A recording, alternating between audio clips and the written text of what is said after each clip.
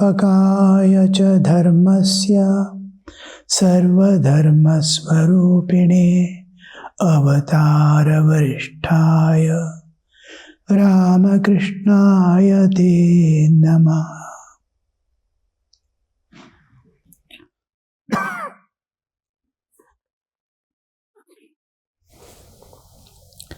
Saturday, September 6th, 1884. About 3 o'clock in the afternoon, Sri Ramakrishna was seated in Adhar's parlor on the second floor. Narendra, the Mukherjee brothers, Bhavnath, M. Hazra and other devotees were with the master. Arrangements were being made for Narendra to sing. While he was tuning the tanpura, one of the strings snapped. The master exclaimed, "Oh, what have you done?" Narendra then tuned the drums. The master said to him, "You are beating the drum.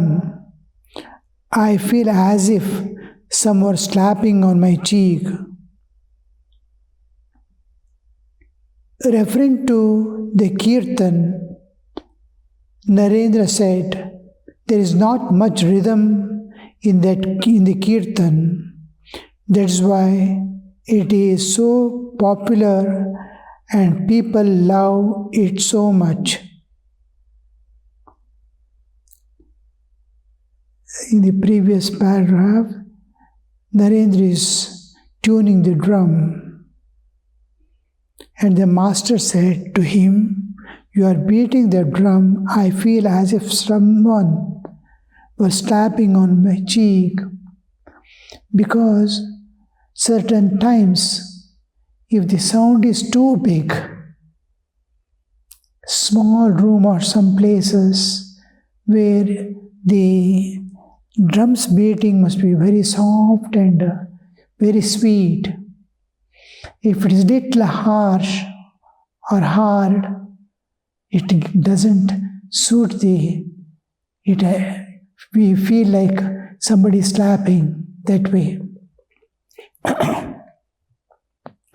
Referring to kirtan, Narendra said, "There is not much rhythm in the kirtan. That's why it is so popular and people love it so much." Master, how silly. People like it because it is so tender and full of pathos. Narendra sang, "Sweet is thy name, O refuge of the humble. It falls like sweetest nectar on our ears and comforts us, beloved of our soul."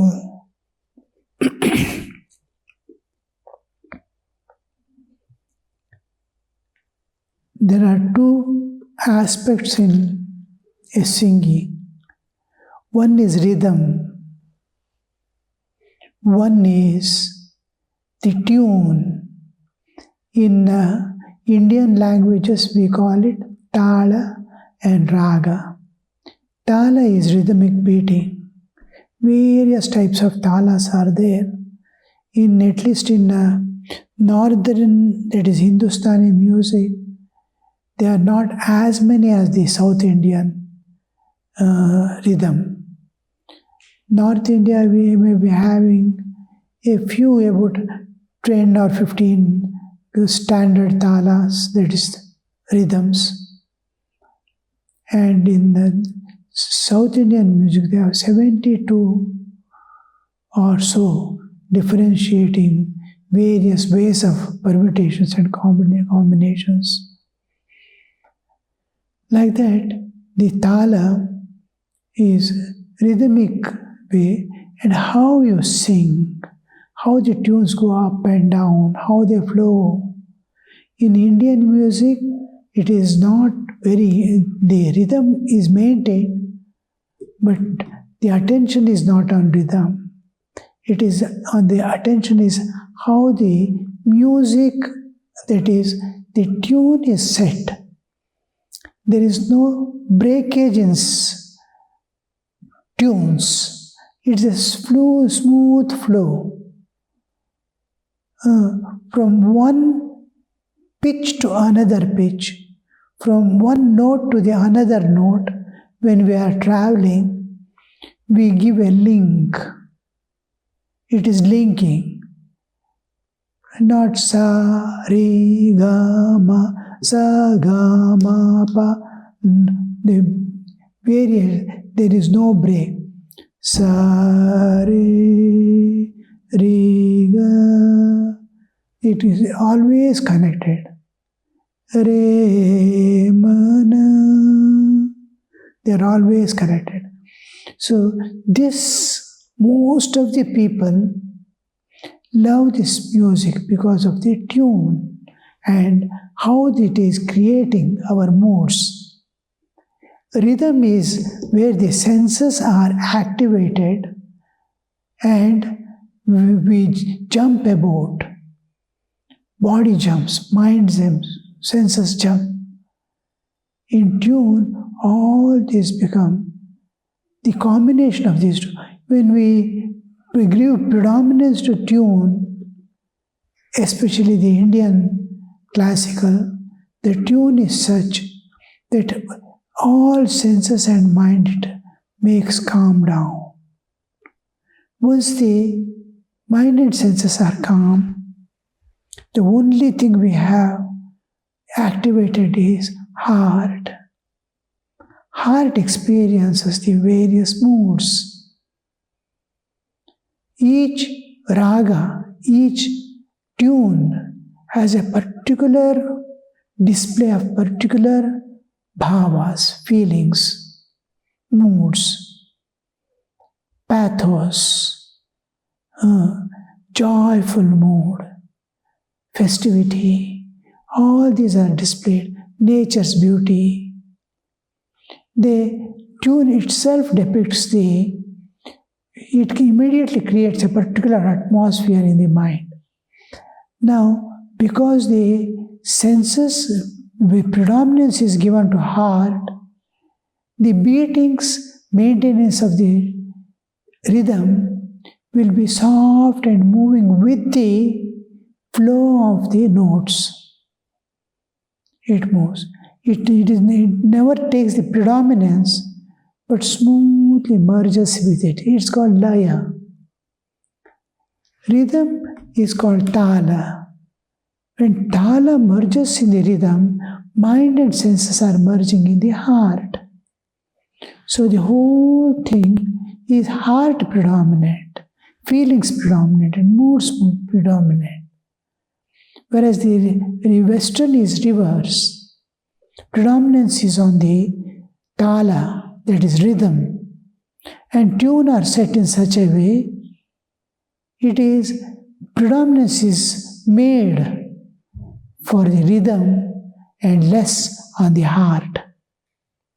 So the senses, mind, everything, heart starts jumping about with the rhythm. Here, senses and mind start flowing, not jumping, it starts flowing with the tune. Rhythms are merged in the tune. There, the tune is merged in the rhythm. So they sing and jump about.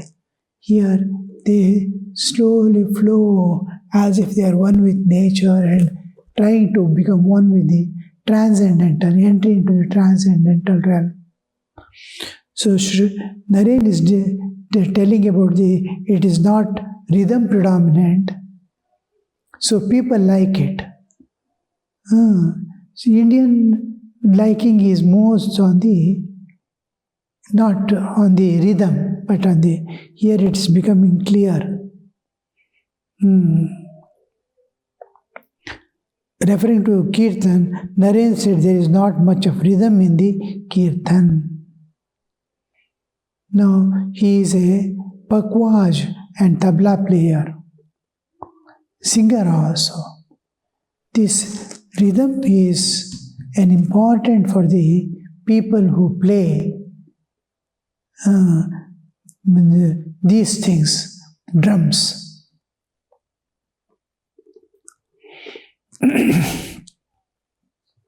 Sri Ramakrishna is telling, Master, how silly. People like it because it is so tender and full of pathos.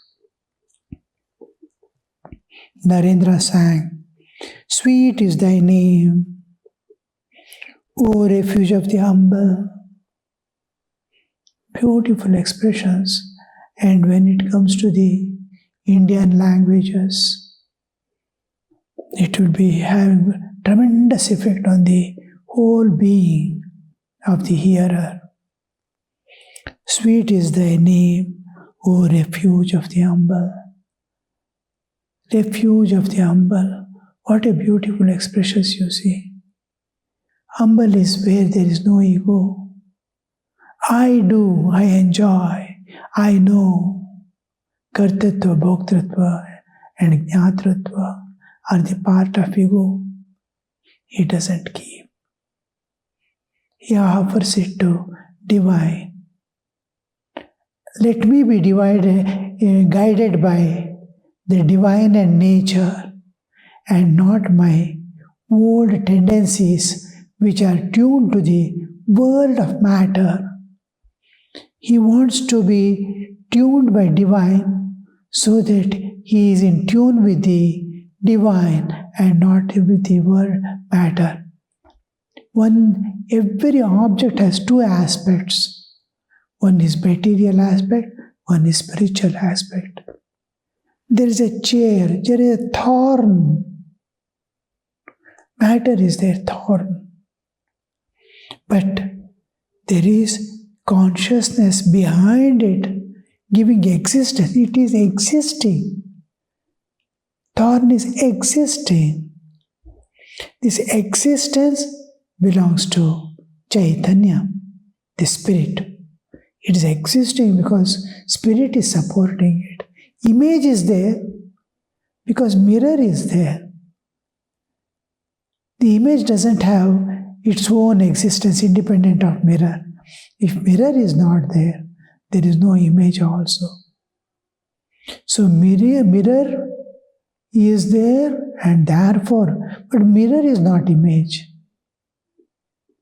Mirror is just giving room for the image to exist. And existence is offering the existence to the image. Image is taking the existence of the mirror and presenting itself as if it is existing. Like this, matter exists supported by the consciousness, all-pervading consciousness, Chaitanya, spirit, all-pervading spirit. Spirit, if I use, it will be more clear for others. The technical term for the spirit in philosophy is Chaitanya, Chit, consciousness. Now, the consciousness we have been using it in normal way. He is conscious, he is unconscious in these terms. But what we have done because in English we don't have a term for Chaitanya, spirit. And spirit has a relativity also. But here in the Indian context, the spirit, when we say, there is no relativity. There is one without a second.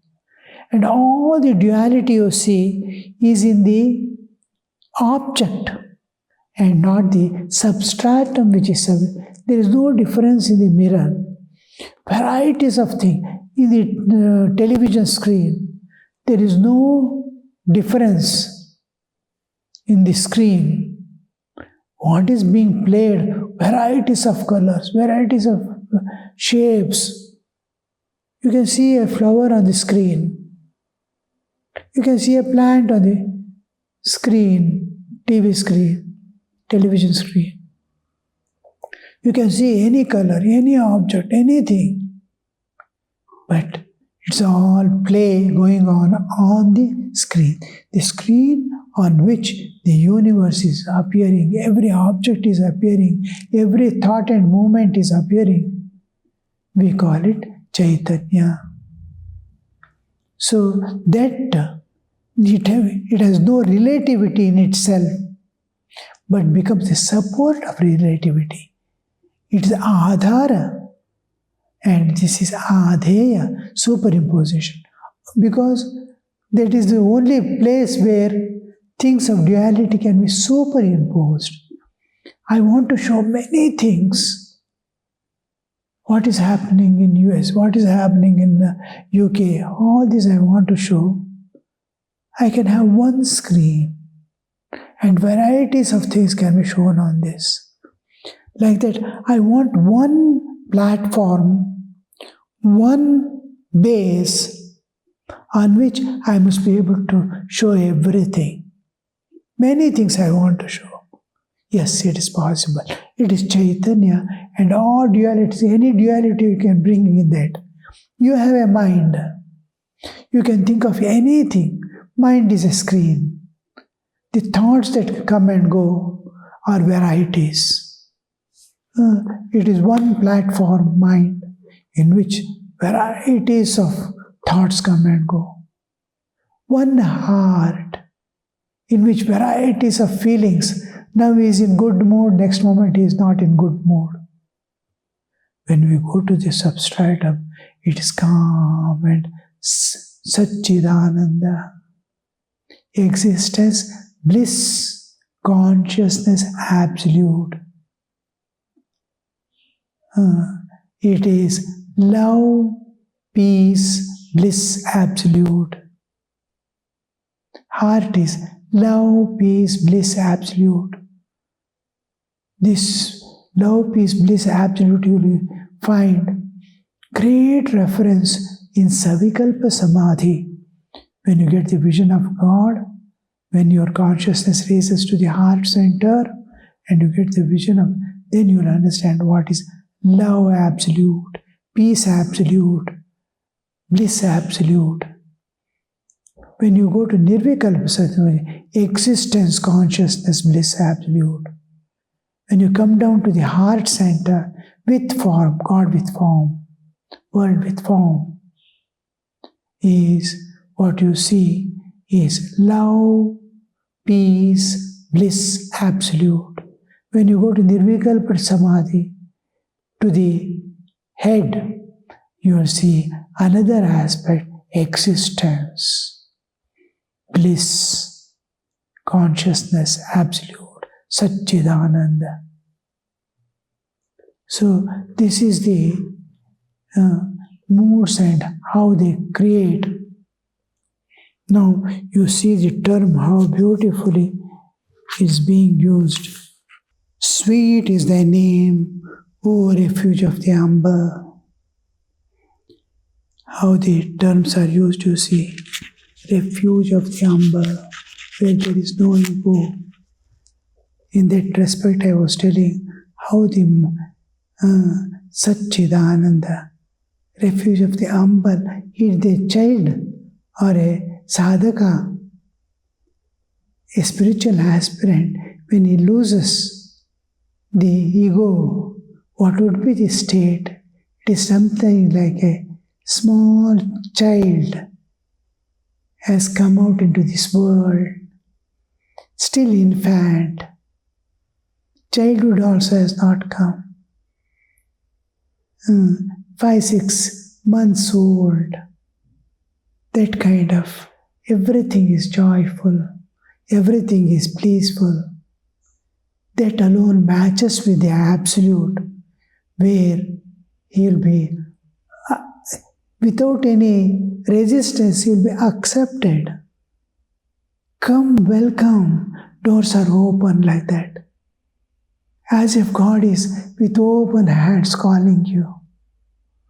Because that guilelessness, that purity, that simplicity, that humbleness of a child, of an infant is there, and this is the refuge, not sought, not given, but it is open. Refuge of the humble. It falls like sweetest nectar on our ears and comforts us, beloved of our souls. It falls like sweetest nectar, the name of God. Sweet is thy name. It falls like sweetest because what we ultimately seeking, a soul is constant, every jiva is seeking three things. I want happiness, I want peace, I want freedom. I want to be free from all this. I want freedom. I want peace.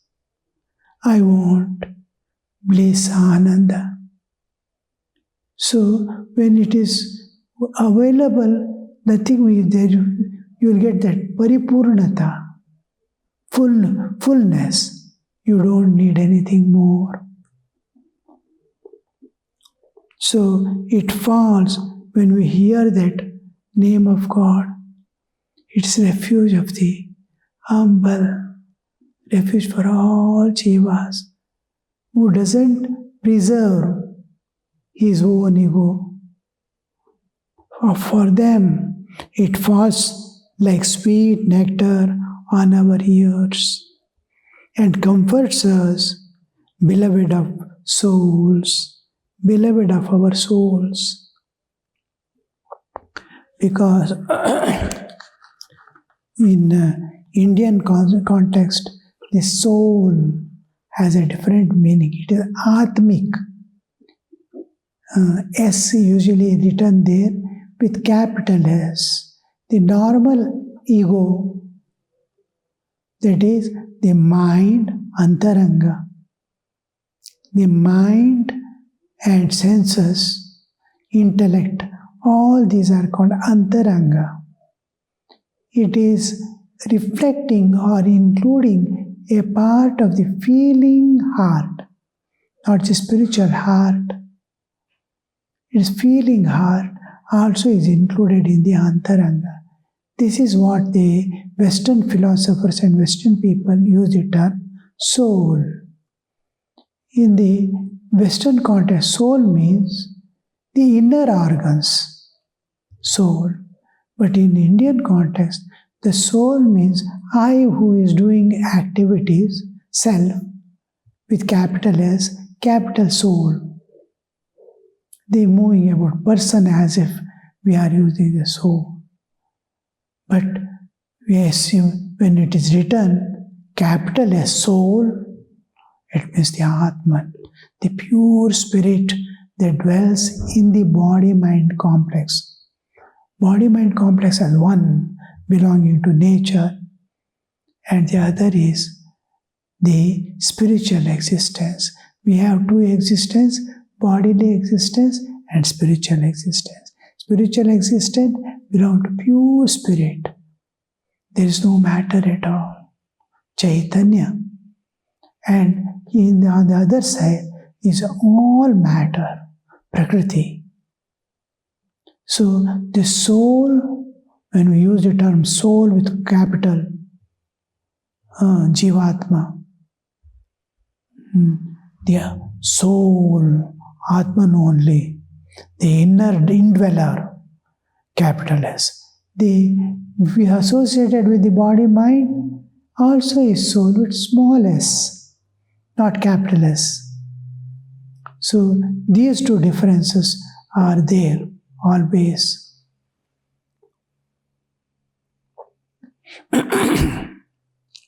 So beloved of our souls, when we say it is, actually it refers to the capital S, the one who is dwelling in the body. God has as if split and residing in all the living bodies. Every living body is conscious.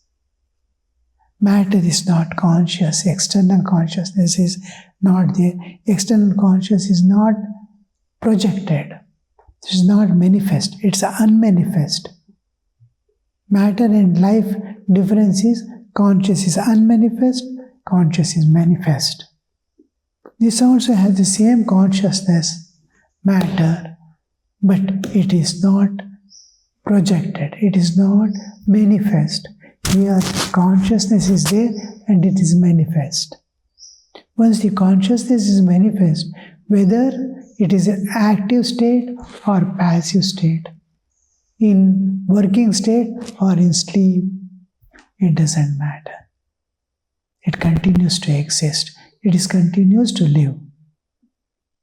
So this is the Jivatman and Shuddha Atman. So when we say, beloved of our souls, our existence independent of bodily existence. Om Shanti Shanti Shanti Hari Om Tat Sat Shri Ramakrishna Arpanamastu.